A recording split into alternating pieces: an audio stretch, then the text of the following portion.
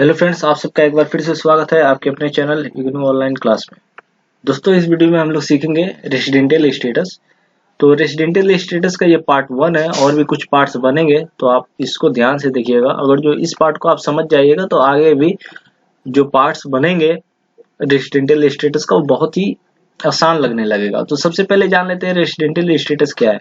देखिए, residential status से ही हमें पता चलता है कि किस पर्सन के ऊपर इनकम चार्जेबल होगा और किस पर्सन के ऊपर कौन सा इनकम चार्जेबल होगा, कौन सा इनकम चार्जेबल नहीं होगा। ये पता चलता है रेसिडेंशियल स्टेटस से। रेसिडेंशियल स्टेटस देखिए, हमें अभी सीखना है इंडिविजुअल और या तो HUF पे। तो रेसिडेंशियल स्टेटस में चलिए हम लोग देखते हैं। अगर जो एक आदमी या तो इंडिया का रेसिडेंट हो सकता है या तो नॉन रेसिडेंट हो सकता है। तो रेसिडेंट कैसे है, यह कैसे पता चलेगा?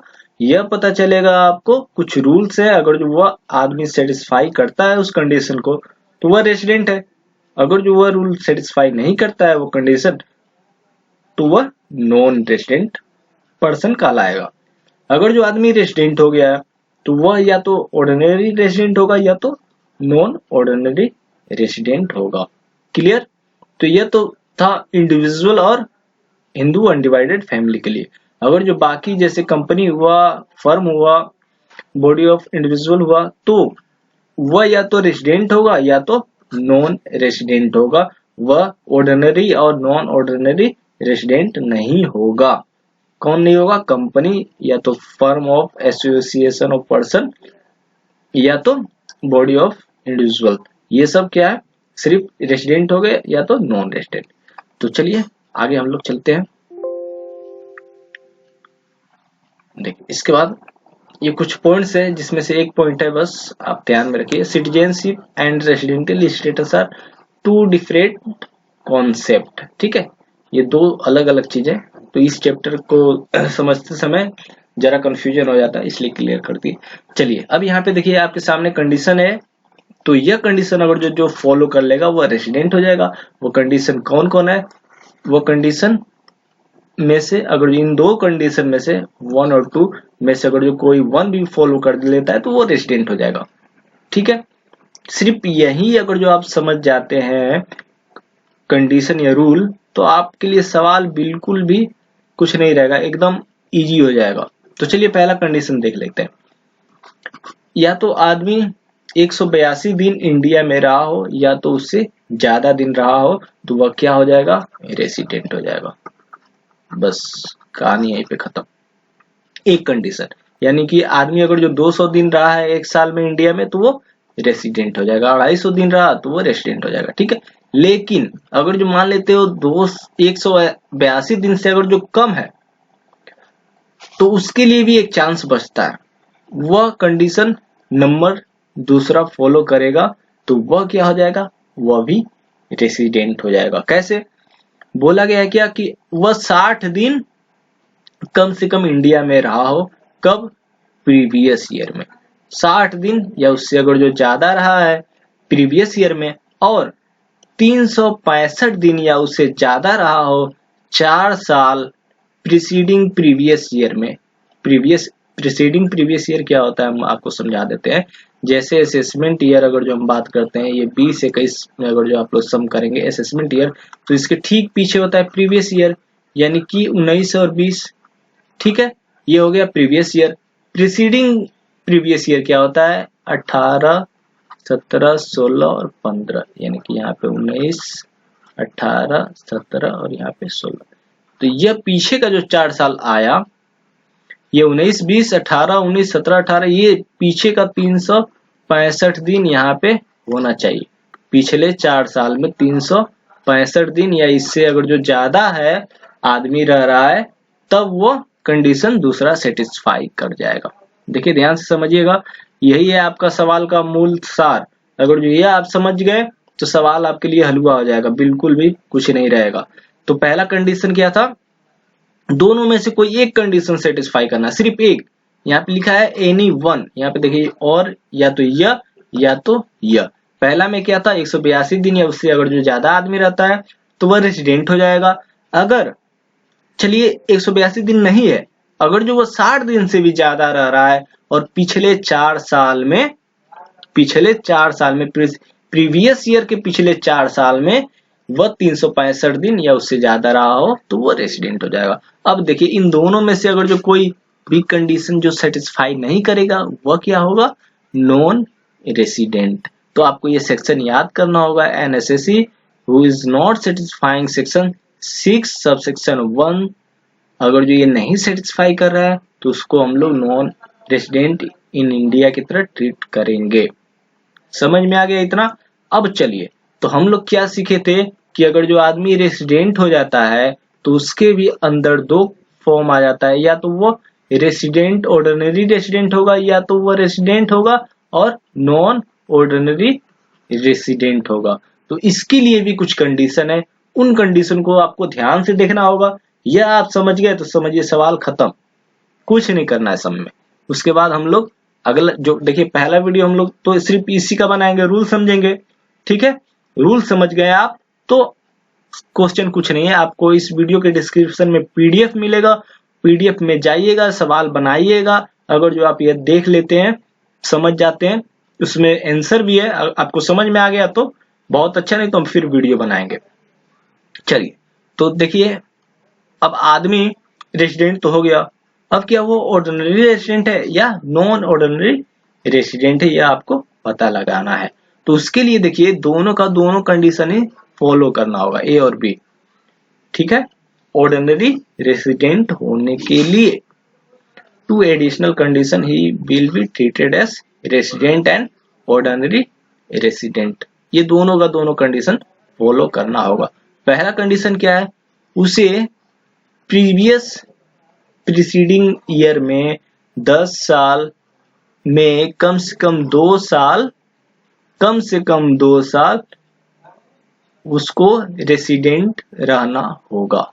रेसिडेंट का मतलब क्या हुआ, वही वाला कंडीशन, पहले वाला कंडीशन, या तो पिछले 10 साल में वो 2 बार या तो 182 दिन रहा हो, 182 दिन रहा हो, तो या तो 60 दिन रहा हो और पिछले के 4 साल में 365 दिन रहा हो, तो ये कंडीशन फॉलो किया हो तभी तो वो रेसिडेंट होगा।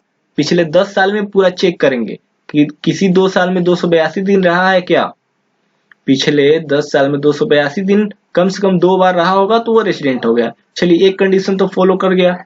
अब पिछले हम 7 साल में देखेंगे, प्रीवियस ईयर को छोड़ के पिछले 7 साल में क्या वो 730 दिन रहा है क्या, अगर जो ये भी कंडीशन फॉलो कर गया तब तो भैया वो ऑर्डिनरी रेसिडेंट हो गया, काम खत्म। अगर जो कोई भी कंडीशन फॉलो नहीं करता है तो वो नॉन रेसिडेंट तो है बट नॉन ऑर्डिनरी रेसिडेंट हो जाएगा, अगर जो कोई भी एक कंडीशन भी अगर जो फॉलो नहीं करता है तो। ठीक है, इतना समझ में आ गया। अब हम लोग जस्ट एक एग्जांपल के थ्रू समझ लेते हैं, आपको यहाँ पे क्लियर कर देते हैं। मान लेते हैं कोई विदेश से आदमी पहली बार आया, फॉरेनर आया और 200 दिन रह गया, 200 दिन रहा तो वह क्या हो गया, रेसिडेंट हो गया, क्योंकि वह तो 182 दिन से ज्यादा रहा, 182 दिन से ज्यादा रहा, काम खत्म। तो क्या वह ऑर्डिनरी रेसिडेंट भी हो सकता है क्या, कैसे होगा भैया, वो तो पहली बार आ रहा है, पहली बार आ रहा है तो यानी कि पिछले 10 साल में वो तो रेसिडेंट कभी है ही नहीं, तो कहानी तो यहीं पे खत्म। आपको यह सब चीज ध्यान देना है, ठीक है। कोई फॉरेनर अगर जो आ रहा है इंडिया में, ठीक है, तो वह ऑर्डिनरी रेसिडेंट नहीं हो सकता अगर जो पहली बार आ रहा है, तो अगर जो कई बार आ चुका है तो उसका डिटेल दिया रहेगा। क्लियर, समझ में आया। तो अगर जो मान लेते हैं कोई इंडियन आदमी है, ठीक है, हम लोग का प्रीवियस, चलिए इसी समय हम लोग समझ लेते हैं प्रीवियस ईयर क्या होता है, कब से चालू होता है। देखिए असेसमेंट ईयर हमारा चल रहा है क्या, ये 20-21 चल रहा है, 2020 और 21 चल रहा है, तो ये स्टार्ट है असेसमेंट ईयर हमारा। असेसमेंट ईयर स्टार्ट है हमारा 1/4/20 से लेकर 31/3/21 तक रहेगा, यह असेसमेंट ईयर। अब प्रीवियस ईयर क्या है, प्रीवियस ईयर स्टार्ट होता है 1/4/19 से लेके 31/3/20 तक, ये हमारा प्रीवियस ईयर। प्रीवियस ईयर के ठीक बाद असेसमेंट ईयर चालू हो जाता है। तो प्रीवियस ईयर असेसमेंट ईयर सिर्फ इसी का खेला है, आपको समझना होगा। देखिए अब हम समझा रहे थे क्या कि कोई आदमी, इंडियन आदमी है, प्रीवियस ईयर में मान लेते पहली बार बाहर गया है और मान लेते बाहर गया तो 365 दिन होता है ना भैया, एक साल में 365 दिन, और वह बाहर मान लेते हैं 60 दिन के लिए गया है, बाहर गया है, बाहर 60 दिन, यानी कि इंडिया में फिर भी तो 305 दिन रहा, इसका मतलब वो रेसिडेंट है। इंडिया में तो 305 दिन रहा ना, तो इसका मतलब वो रेसिडेंट है। जब वो रेसिडेंट है तो एक तो कंडीशन हो गया भैया, चलिए वो रेसिडेंट है। तो अब उसके बाद चेक करेंगे क्या, क्या वह ऑर्डिनरी रेसिडेंट भी है क्या? हाँ, वो तो रहेगा ही, क्योंकि वो पहली बार बाहर गया है। इसका मतलब पूरी जिंदगी वो इंडिया में रहा है। जब पूरे जिंदगी इंडिया में रहा है तो हर साल 365 दिन होते हैं, तो हर साल तो वो 182 दिन से ज्यादा रहा है, इसका मतलब वो ऑर्डिनरी रेसिडेंट भी है। ठीक है, एक साल में 365 दिन होते हैं, तो 2 साल को मिलाकर ही आपका 700 दिन से ज्यादा हो जाएगा। ठीक है, इस कंडीशन को फॉलो कर जाएगा। इसका मतलब यह भी कंडीशन फॉलो कर लेगा जो इंडिया में पहले से ही रह रहा है। समझ में आया? आपको बिल्कुल ही इजी मेथड से समझा रहे हैं। यह आपको देखिए याद भी कर लेना है, क्योंकि यह थ्योरी का भी आपका काम करने वाला है। रेसिडेंट किसे कहते हैं, नॉन रेसिडेंट किसे कहते हैं, ऑर्डिनरी रेसिडेंट क्या होता है, नॉन ऑर्डिनरी रेसिडेंट क्या होता है, यह आपको याद करना है। तो बस आपको यही कंडीशन लिखना है, अपने जबान में भी इसमें लिख सकते हैं, लेकिन सेक्शन लिखने के बाद आपको सेक्शन याद करना होगा। Section sub section 6 sub section 6 में ये है, और आपका जो ये था सेक्शन सब सेक्शन 1 था, ये पहला कंडीशन था। इसमें से एक बार चलिए फिर से रिवाइज करवा देते हैं। आदमी को रेसिडेंट होने के लिए कोई एक कंडीशन इन दोनों में से फॉलो करना होगा, या तो 182 दिन है, या तो उससे ज्यादा, या तो 60 दिन वो रह रहा है, या तो उसके पिछले प्रीवियस ईयर के पिछले 4 साल में 365 या उससे ज्यादा दिन रहेगा, तो वह रेसिडेंट हो जाएगा। और ऑर्डिनरी रेसिडेंट के लिए क्या चीज चाहिए, ऑर्डिनरी रेसिडेंट के लिए चाहिए वह पिछले 10 साल में, यानी प्रीवियस ईयर को छोड़कर पिछले 10 साल में 2 बार कम से कम उसे रेसिडेंट होना चाहिए, और प्रीसीडिंग प्रीवियस ईयर यानी प्रीवियस ईयर को छोड़कर 7 साल में वह 730 दिन इंडिया में रहना चाहिए। तब जाकर वो दोनों का दोनों कंडीशन एंड लिखा हुआ है, दोनों का दोनों कंडीशन जो फॉलो करेगा वह हो जाएगा रेसिडेंट एंड ऑर्डिनरी रेसिडेंट। अगर जो ये दोनों कंडीशन जो फॉलो नहीं करेगा वह हो जाएगा रेसिडेंट तो रहेगा ही, बट नॉन ऑर्डिनरी रेसिडेंट कहलाएगा। तो ये आप थ्योरी के तौर पे याद कर सकते हैं। ठीक है दोस्तों, इसका सम भी हम बहुत जल्दी आपके सामने लेकर आ रहे हैं।